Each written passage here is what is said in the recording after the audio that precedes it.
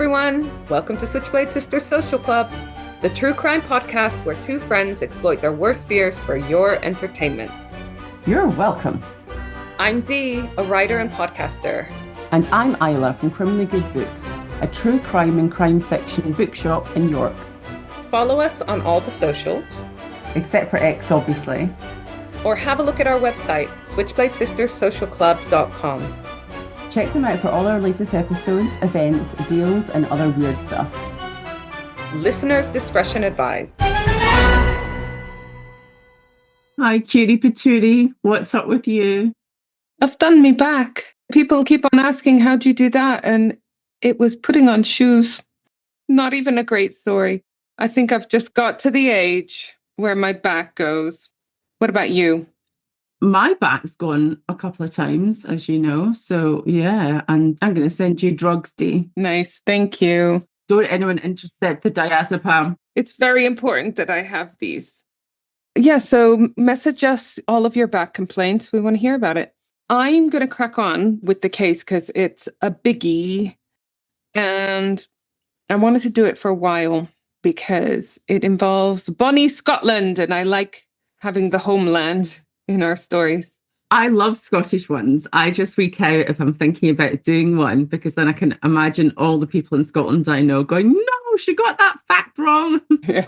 Well, let me get the Scottish facts wrong. So this episode does contain discussion of domestic abuse, coercive control, allegations of drugging with sedatives, and a death involving fire. So listener discretion advised. Today I'm going to tell you, like I said, a tale from your homeland about the Black widower, Malcolm Webster. So I'm going to start with Felicity Drumm. She was in what she felt was an abusive relationship, and we've come a long way with understanding what abuse is in a relationship, especially with like non-physical abuse, because there are many forms, financial, emotional, et cetera, and, you know, even physical abuse and sexual abuse was overlooked back in the day, wasn't it? Especially with your partner, there was no such thing as marital rape for ages and so forth. So Felicity Drumm, she felt like she was in an abusive relationship. So she left this relationship and she became an advocate for sufferers of domestic violence and survivors. And then she went to a random conference back in the UK, because she was originally from New Zealand. And she was talking about her ex to a police officer just randomly. And that sparked an investigation into his past that would reveal a path of death and destruction. Yes, I know, a random conversation.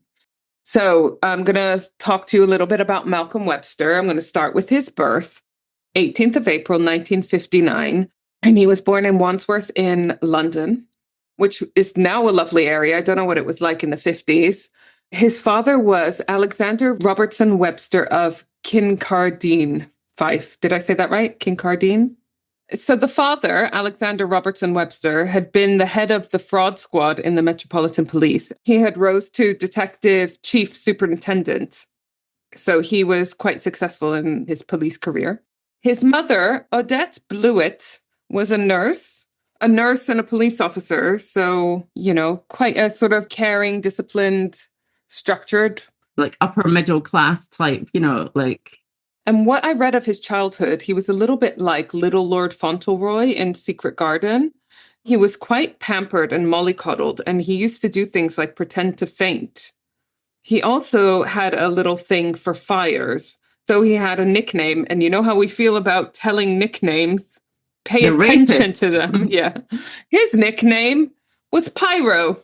Who gave him this name? Because did he do it himself?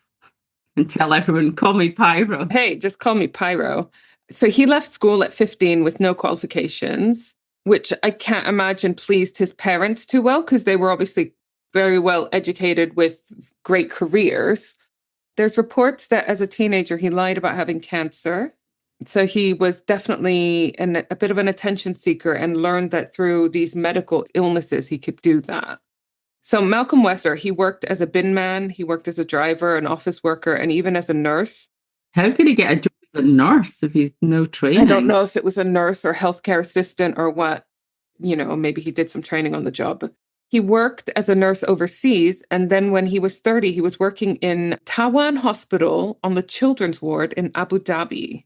So he had a very eclectic career path. So what year was this again? Remind me, I'm sorry, I've forgotten. So he was 30, so that would have been 89.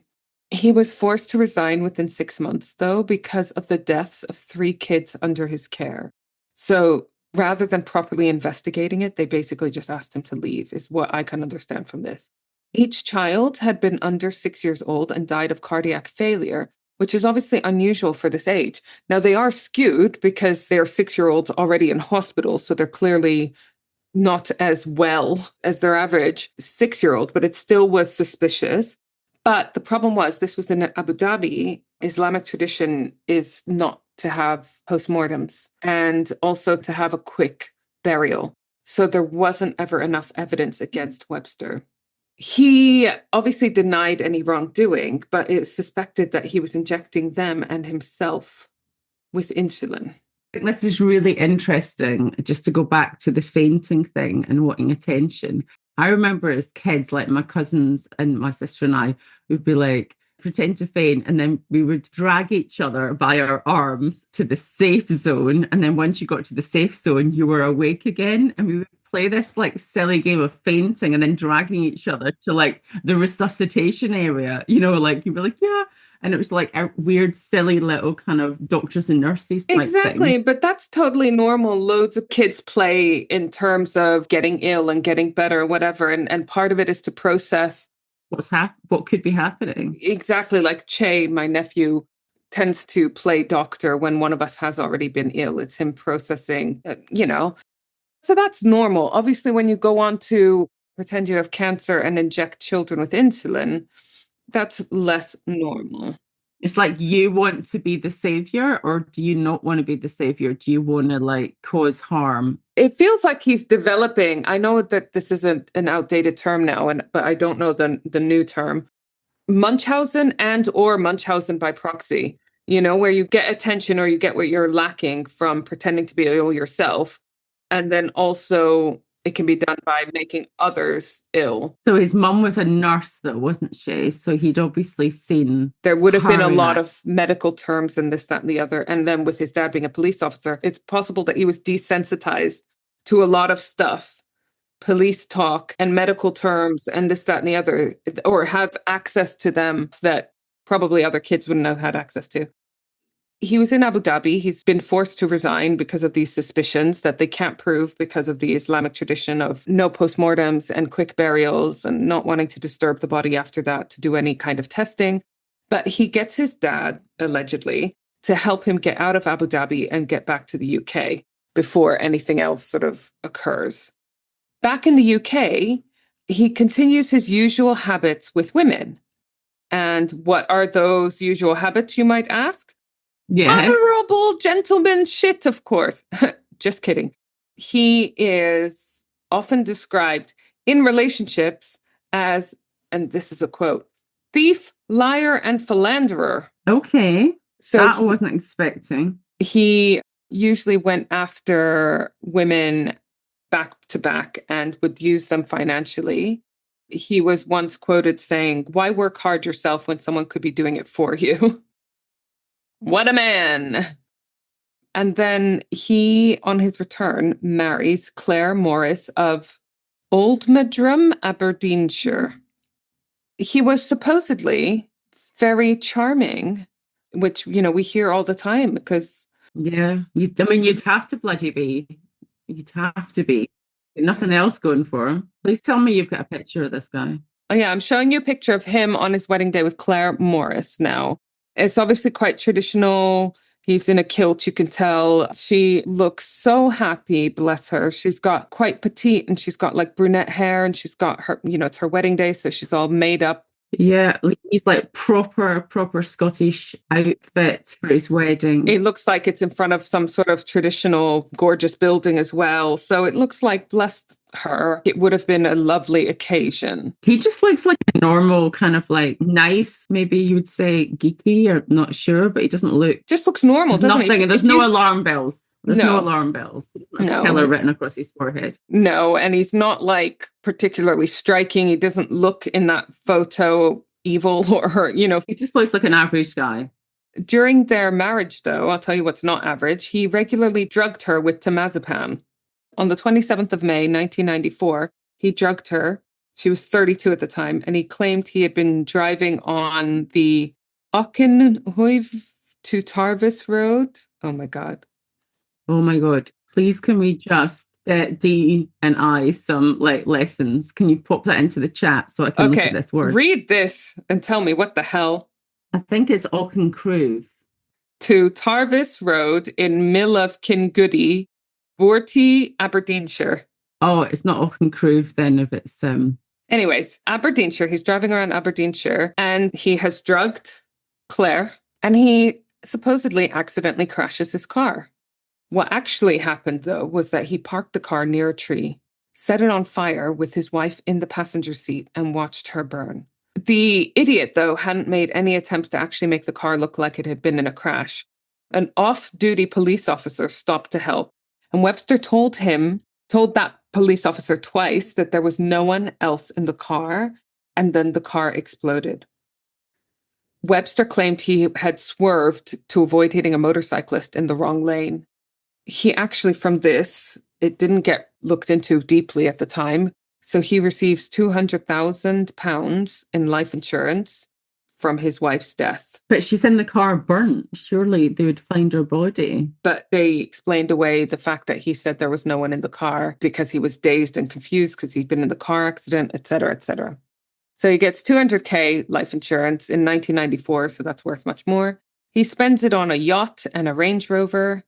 He'd spent a week in hospital after the crash and had loads of testing, but then the hospital declared him uninjured. I have questions, but yeah, carry on. He still, even though he had no injuries, he still claimed he'd been injured and wore a neck brace to the funeral of his wife. Oh, so they found her body eventually? Yeah. No, they found her body almost instantly, which is why they obviously knew that he was dead. But what I'm saying, he told the off-duty police officer and the people that arrived, there was no one in the car because obviously he wanted her to die. Her funeral was only 8 months after their wedding. This is Brides in the Bath. It is. Claire's brother, Peter Morris, later said of her funeral, I had a very firm grip of his hand, Malcolm's, the Websters. He was actually squeezing my hand. Most people had their heads down and I glanced at him and he was full of tears, as I was. And that convinced me up until 3 years ago that he had lost his wife in an accident. In reality, I was holding the hand of her murderer. So he's got away with this for now, right? It was later revealed that a sole police officer started investigating Claire's death on his own time because he was unconvinced it was an accident. Is this our case crush then? Yeah. The car was going too slow. It hadn't seemed to hit anything. Like there was no crash impact on the actual car. No skid marks, because supposedly he swerved to avoid a motorcycle. No motorcyclist came forward, which perhaps if they caused an accident, they might not have done, but there was no signs of this, having happened. And Claire had not been able to escape, even though the car was going slow and it didn't hit anything. And also, she's supposedly stuck in the car and burns up in flames, whereas he's totally uninjured. It's very bizarre, right? Doesn't try and save her.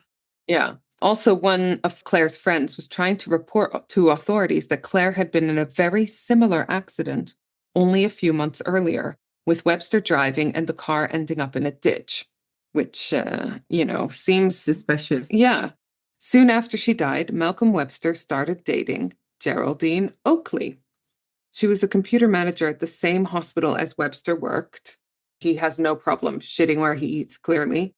She got the mega ick when he kept on asking her, is a second autopsy on Claire likely? When you have to deal with ex stuff and ex drama. It's bad enough. It's never usually, will they do a second autopsy on her, They were dating secretly. I don't know if this is because of hospital policy, about colleagues dating, or whether it's because it was just so soon after his wife died or whatever. Webster told her, this Geraldine Oakley, that he was epileptic and on medicine for it, which, FYI, not true. It's a lie. He just loves making up these lies. I don't know Geraldine said a couple of times she was close to telling consultant pathologist James Grieve her suspicions, but always changed her mind last minute. So you're dating this guy. She's suspicious of his implicating him in his wife's death. Yeah, which is a big thing. That's not like, oh, I'm If I was dating suspicious. someone and thought that, I mean, just the fact that you could think that, you know, sometimes even if you have those suspicions, whether they're true or not, the fact that you think that the person you're dating could have killed his ex-wife, there's no coming back from that. Because either it's true and you need to get the hell away, or it's not true and there's something fundamentally wrong with your relationship if you think that it could have been true. So either way, just walk away. And yes, tell a pathologist your suspicions. A year after Claire's death, Webster is living in Saudi Arabia. Like, he likes the comfortable lifestyle and he is happy to travel because, you know, a lot of these like expat in quotation marks, I hate the word expat because you're an immigrant, just like the rest of us. But that expat lifestyle in a lot of countries, in the Emirates, in Saudi Arabia, is cushy. of course it is. So this is 1995. He's in Saudi Arabia. He's not with her though anymore. He's not with the one that he was dating. No. He is starting a telephone friendship with a woman called Brenda Grant. They eventually meet in person and start a relationship. She said later that Webster always offered her drugs and she felt lucky to be alive, in quotation marks. Now, in hindsight, she didn't feel lucky to be alive to be with him. I meant afterwards, once all of this has come out.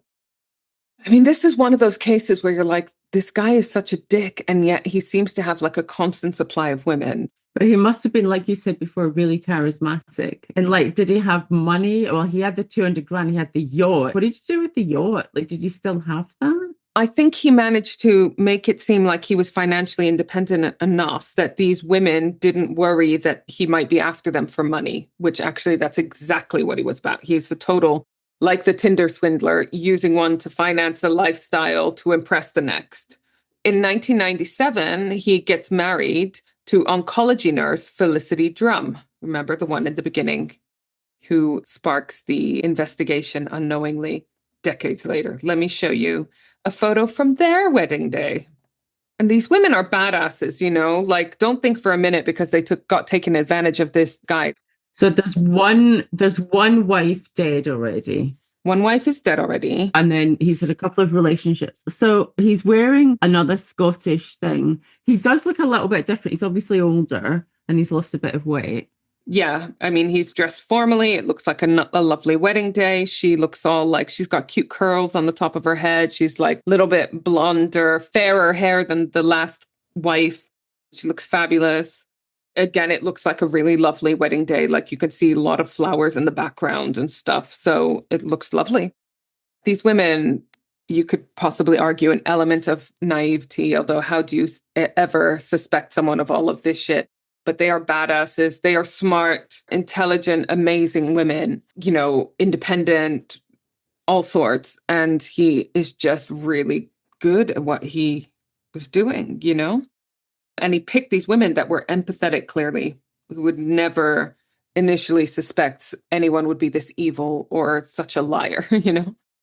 And it's bizarre because, you know, he makes up a lot of shit, which is weird because he's dating a lot of nurses and people working in healthcare. But maybe that's why they suspect that he wouldn't lie to them about it. If you're a nurse, you would never think that a man would lie to you about health issues if you had a healthcare background, would you? I wonder how early people suspected things, like, you know, with him making up things about himself and his epilepsy. And again, you might suspect a little bit of exaggeration here or there. You wouldn't think they were making things up entirely. But anyways, so Felicity Drumm, she's from New Zealand, which is probably why their wedding looked a little bit less Scottishy than the last one. And in 1999, they even had a son together. Later on, he was accused in 1999 of attempting to kill Felicity and fraudulently claim £750,000 from 9 insurance policies. This all came out much later. But let me just tell you, when she starts getting suspicious, right? She gets married to him, and on their honeymoon, she supposedly went to sleep and woke up 36 hours later after drinking something he gave to her. So to put that in perspective, that's like waking up a day and a half later. Like, why would you do it so soon? Like, why? This is brides in the bath. This is like, oh. When did he take out the insurance policy? Can you imagine how freaky it would be to go to sleep and wake up a day and a half later? Like that, how disorienting and terrifying that would be, because you'd be like, what the hell is wrong with me? Yeah, when I did my back in, I think I slept for 12 hours and I woke up at night and I'd gone to sleep in like the morning and I was like, what the hell's going on? That was 12 hours. Something like that when I've had to take like strong painkillers for something and you wake up, you have a longer, deeper sleep than you're used to. But 36 hours, that's losing a day and a half and on holiday. Was he testing the drugs to see? So on another occasion, she slept for 18 hours, again, super long. She had occasions of having like headaches, double visions, and so forth. She didn't suspect him, but she was like, something's wrong with me. She thought, I'm ill, right? So she has blood tests and all sorts, and they started showing abnormalities with her liver. During their marriage, they also had 3 separate house fires, including one at her parents'. You remember his adorable little nickname, Pyro. So September 1997, he set fire to their living room in their cottage in Aberdeenshire. And in January 1999, he started a fire at the property they were looking to buy in Bayswater, Auckland, New Zealand. A month later, he set a fire in an armchair at his parents-in-law's home in Takapuna, New Zealand. He also, on top of all this, claimed he had a heart attack, claimed he had cancer, which is really bizarre because his wife is an oncology nurse. But again, I think he's going so big because she was probably thinking, well, he wouldn't lie about that because I'm literally an oncology nurse. When they were trying to buy this property in New Zealand, he was making excuses about why his funds weren't arriving from Scotland to New Zealand. They were trying to move to New Zealand. Oh my God, did he set it on fire so they couldn't buy it? Yeah, basically, because obviously he didn't have that money. So on the deadline for the payment, which was the 12th of February, 1999, on that day, they drove to the bank. Webster was driving and he said something was wrong with the steering wheel. The car suddenly swerved across 2 lanes of traffic and back. Felicity Drumm grabbed the steering wheel at this time and found that it was working fine, but the car ended up in a ditch. Webster got out of the car, went to the boot, telling her to stay in the car. She refused, as you would. She's just been in a car crash. She wants to get the fuck out of the car. She gets out of the car and she phones her lawyer to go to the bank because they have this deadline of buying this house that they really supposedly want to buy. I don't know. I just wonder if at this point you're suspecting Webster. It's such a big thing to suspect your partner of. But at this point, Webster fakes a heart attack. So even if she was going to be like, this is bizarre, we have to get to the bank to make this payment, and we're suddenly having a car put crash. The phone down. And maybe she said to him something and he was like, oh, shit.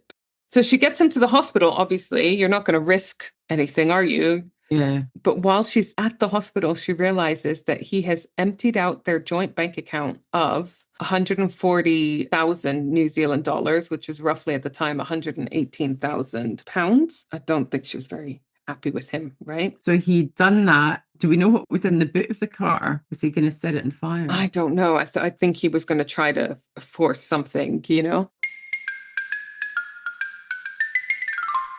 Love a good murder? Come visit me, Isla, at Crimley Good Books in York, your one-stop shop for crime fiction and true crime reads, as well as gifts and author events. Or browse online at crimleygoodbooks.co.uk. He, at this point, had a few warrants out for his arrest now: arson, selling, giving, supplying, or administering a drug, and disabling or stupefying his victims, and failing to appear in court. Felicity confronts Webster about his plans to kill her, and he told her she would have died happy.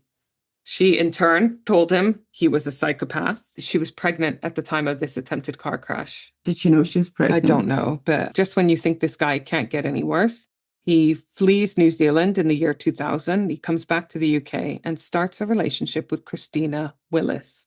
Oh my God, hang on. How we had all these arrest warrants out? Did they not have like the airports covered? I don't know. I don't know why any of us are bothering to stay law abiding, because apparently it's very easy to just do whatever the hell you want.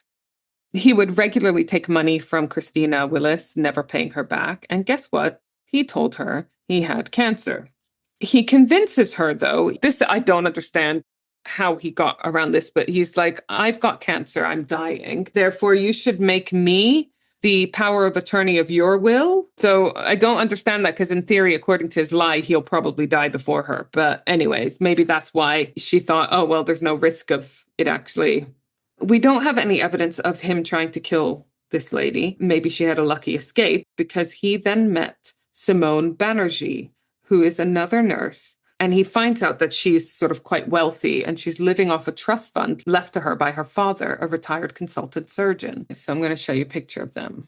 This is Brides in the Bath. Yeah, it's a modern day Brides in the Bath, isn't it? He's literally going from woman to woman, just exploiting them and using them for whatever he needs. And I wonder if there's any that we don't know about. Oh, I'm sure. So this is Simone Banerjee, and there's Malcolm Webster, bit older, as you can see, bit grayer around the beard, shaved, close-cut hair.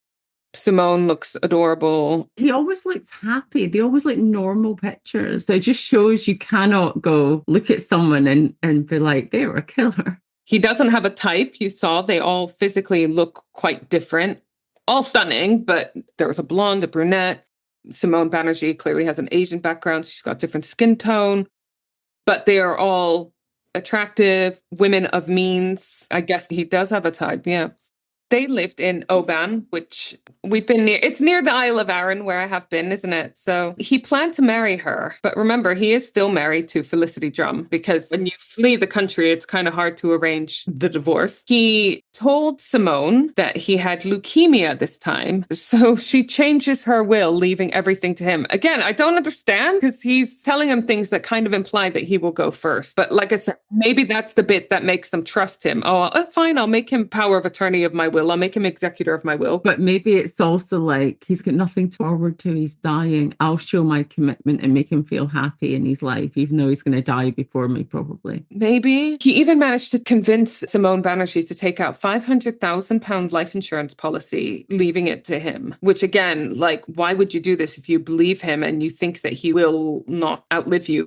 The thing is, Dee, if my partner said to me, let's take out life insurance, I'd be absolutely fine with it if it was a joint life insurance. So I wonder, he probably did take it out against himself as well, because I don't think any educated woman would be like, why are we just taking it out against me? I'm sure he had the gift of the gab.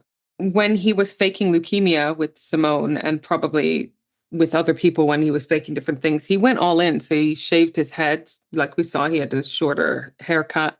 He would shave his eyebrows as well, and he lost weight. It got so bad. The police actually turn up and they present Simone with something that I never heard of before, an Osman warning. So, according to the University of Wikipedia, an Osman warning, it's named after a high-profile case, Osman versus UK. It's also called letters or notices. They are warnings of a death threat or high risk of murder issued by British police or legal authorities to the possible victim. They're used when there is intelligence of a threat, but not enough evidence to justify the police arresting the potential murderer. So if they suspect someone enough, there must be a threshold. So they obviously suspect him of murdering his first wife at this point. Oh my God, they just turn up at her door and be like, look, we don't have evidence to convict him, but we think that he's probably killed before. So just FYI, here's some information. But it's like, what the fuck are you meant to do with that as a partner? So you've not actually got evidence and I have to leave my partner. I think I would honestly put myself, my stomach could be going, I'd be like, this is not what I expected. But maybe she had some indications that he wasn't. Well, that's it. You think that by that point she's having her own doubts. So basically, and it might confirm what she was thinking. It might be a relief in some cases. Basically, the police told her that there was a high risk her partner would kill her. They told her about his wife and his kid that he had attempted to kill in New Zealand, his first wife's death. So what does Simone Banerjee do? Well, she called it all nonsense, of course, and stayed with him. While he was with Simone, he also called up Brenda again, his ex. This was 2005, years after they broke up.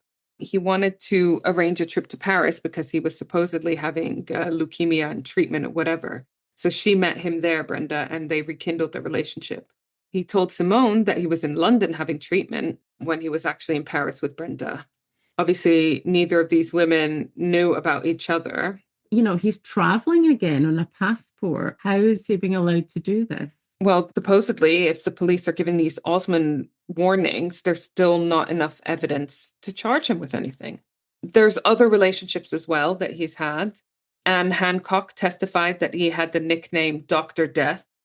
Again, the telltale nicknames. A woman later ended her life, and it's not clear if this is because of Malcolm Webster, and her family requested anonymity, so we're going to respect that. There was a 15-year-old who even got pregnant by him and had an abortion. So how does this case come to an end? So we know this guy is definitely a dick, definitely a liar. Has he actually killed his first wife? Did he try to kill his second wife? Is Simone in danger? Well, in 2007, Simone Banerjee's house was searched. This is because there was a tip that Webster, Malcolm Webster, who cannot help himself, was embezzling funds from an angling club. So this is kind of like, I think the police went all in because they're like, great, we don't give a shit about the funds from the angling club, but we might be able to use this as a springboard to get him for some more serious crimes. Also, don't embezzle from your social community clubs. That's not nice. They seized a stolen laptop and an unlicensed gun. Webster claimed the gun was an antique. Remember, this is in Scotland where we're not allowed to have guns without permits and this, that, and the other. In 2008, Operation Field was launched, which was an investigation into Webster properly. And guess what they decided to do? They finally reopened Claire Morris's death and investigate that. At the same time, New Zealand, they are reopening the case of his crash where Felicity Drumm said the steering wheel seemed to be working fine, but he claimed it wasn't. And then when I confronted him about the weird crash, he fell to the floor having a heart attack. So in 2009, he was charged by the Sheriff of Aberdeen for the murder of Claire Morris, the attempted murder of Felicity Drumm, and attempting to bigamously marry Simone Banerjee to gain access to her estate. So that's interesting. They were like, we know you were trying to marry her, and we know it wasn't for love. It was for scamming her. At court, his defense lawyer said he was innocent, but also admitted that he was a thief, a liar, a philanderer, and a ratbag. So that description of him in a relationship, that was his own defense lawyer who called him that in a relationship. His defense is basically, look, he's an asshole, but he didn't kill these people. That's the defense they seem to be using. In 1994, when Claire Morris died in the car crash, it wasn't routine to test for drugs. But in 2007, the police tested and found traces of temazepam in her liver, so they must have exhumed her. So it proved that she had been drugged and therefore unable to escape from the car. Evidence of her drugging could not be used in the trial, though, because the samples were lost by a French lab. But it did give the police an essential link between the two crimes. Felicity Drumm said that Malcolm Webster regularly made her food and drink that tasted weird, and that she would regularly feel ill and dizzy after consuming something that he gave her. So, and this was common complaint from a lot of women. He was convicted at the High Court of Justiciary in Glasgow on the 19th of May, 2011. It was the longest ever criminal court in Scotland with a single accused defendant. It was 16 weeks, so roughly 5 months. The jury was 9 women and 6 men, and he was found guilty. He was sentenced to life imprisonment with a minimum sentence of 30 years. And obviously, he was removed from the nursing register. So he was convicted of all of the 3 crimes. The murder of his first wife. So how could they convict him of murder if they didn't have the sample? They managed to get him on the other circumstantial evidence, yeah. He got a minimum sentence of 30 years. Which is really unfortunate that this came so late, because you remember this all kind of started with 3 kids dying in the hospital in Abu Dhabi. And this is one thing that made me laugh, but then made me really confused. One of his fellow inmates called him really boring. So I'm like, how the hell did he get all these women? But maybe when he doesn't need to be on, when he's not trying to get attention, maybe he just powers down. In 2011, he was attacked by another inmate with a metal pole. After that, he refused to shower for months, making him even more repulsive. He then apparently hired a child molester to protect him. Simone Banerjee actually called for him to go into solitary confinement. I don't think this was for his own protection. I think it was for further punishment. But she says he is a very good actor and would give Colin Firth a run for his money. He was charming, and that's what made him so plausible. This is terrifying. Simone was a sailor, so she imagined that Webster would drown her and fake a boating accident. And she later noticed that her life jacket had been punctured. Just hers, no one else's. Brenda Grant and Simone Banerjee found out about their relationships overlap. Do you know? Because remember, he went to Paris with Brenda when he was with Simone. And I love them for this because they actually became friends, which is good because like what they went through is so bizarre, and to find someone else that can support them through it. Following the conviction, Claire Morris's family fought to have the inscription on her headstone changed from Claire Webster to Claire Morris, because obviously she'd been married to Malcolm at the time, so her tombstone said Claire Webster. And they didn't want to have any link to her murderer, because it also said, with loving thoughts of my darling dear wife. Her brother Peter, remember, said it was offensive, in quotation marks, to have mention of her marriage to the actual murderer on her headstone. And that must have been so tough for them to see whenever they go to pay respects to her. But the council told them that Malcolm Webster owned that space and that grave, and therefore they needed his permission. You're asking a convicted killer of a relative if you can change the headstone. So obviously there needs to be some exceptions. And Peter, the brother, was like, fuck no. I'm sure he said it much more eloquently. Well, he did. He said, to change my sister's headstone, I have to go and ask his permission to give me the grave. I'm not going to. I don't see why I should go cap in hand to a convicted murderer. What they did, they pushed for Webster to be declared as bankrupt so that the burial plot would be transferred to her family. But eventually the council just agreed to replace the headstone. I think they realized this is fucking ridiculous. So thankfully they saw sense, and a representative said the murder conviction against Malcolm Webster has rendered his contract with the council null and void. They also ensured that he would not be buried next to her. So hang on, when could he potentially be out? He appealed. In 2013, he actually had 2 of his convictions quashed, but they were minor ones, so they made no difference. He appealed again in March 2014, but then dropped it. And then in September 2014, he asked the Scottish Criminal Case Review Commission to review his conviction and sentence. They accepted this, but then came under fire from the awesome Peter Morris, Claire's brother. And so they rejected the review in February 2016.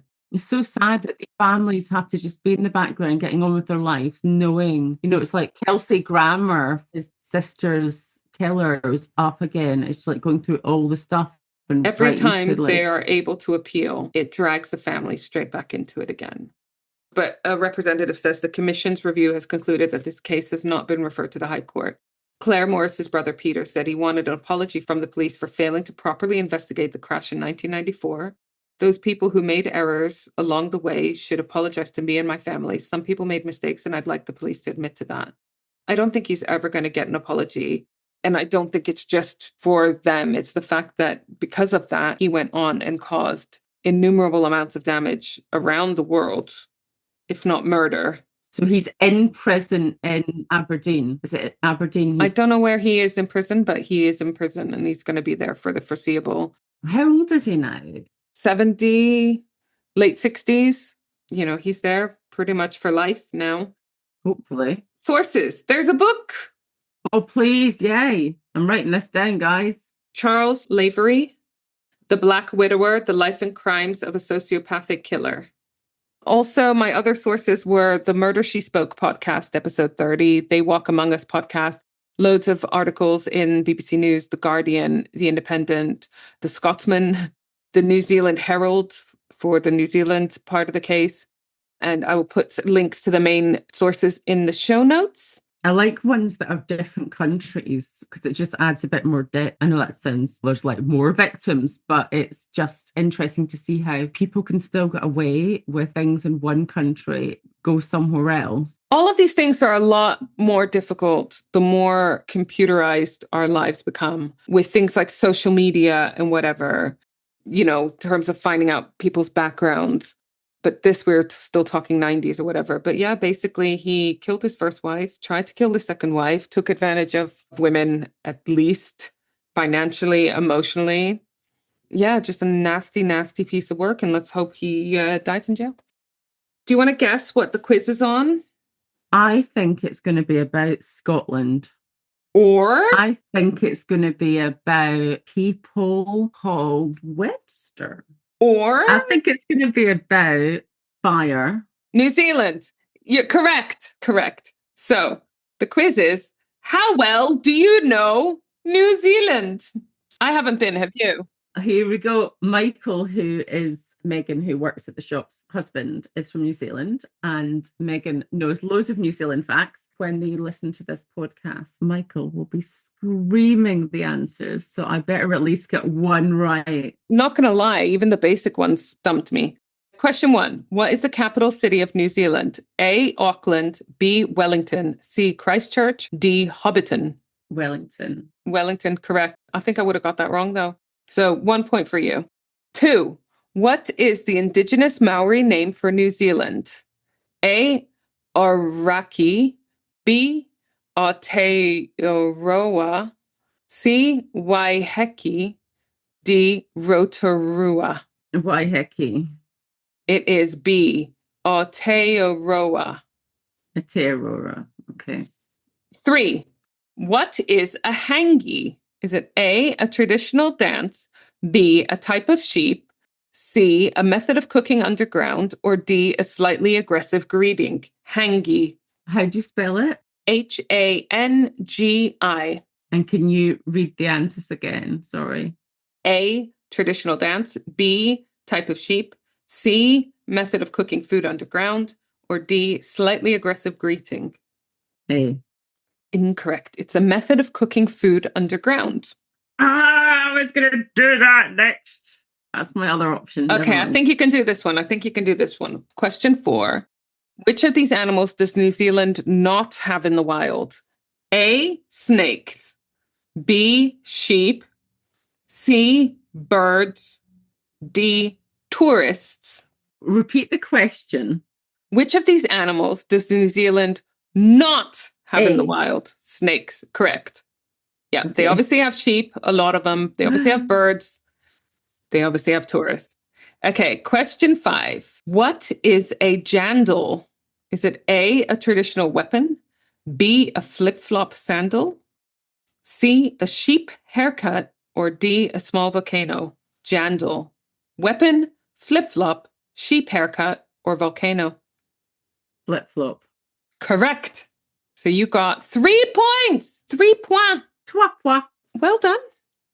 Okay, exciting news. Next week is the first in a 2-parter that I have been researching this entire time. It's going to be epic. Dee, I'm so excited. You should be. I'm not going to lie. I'm going to head off now and go and do more research about my epic double-parter. Oh my gosh. And I am going to post you drugs, a back brace. A little love note, a missive, a messages. There might be something in there. All right. I love you. By the way, I love you too. Books that you gave me recently that I've been reading and that I love. I finished Midnight in the Garden of Good and Evil. Amazing book. One of those true crime stories that reads like a fiction book. You know what I mean? It's so really, really good. And I'm reading an Anne Rule book called Empty Promises, which love Anne Rule. And Empty Promises is one, weirdly by coincidence, a domestic violence case that is horrendous. And also London Falling. Great book. Those are my little book recommendations of the moment. All right. Amazing. Love our sexy listeners. Love everyone. Love you. Bye. Bye. Bye. Like this episode? Want more? Come visit me, Isla, at Crimley Good Books in the heart of York. We're an independent bookshop dedicated entirely to crime. From cosy mysteries to gritty thrillers, historical whodunits to juicy true crime. We've got signed editions, special gifts, and plenty of recommendations for your next obsession.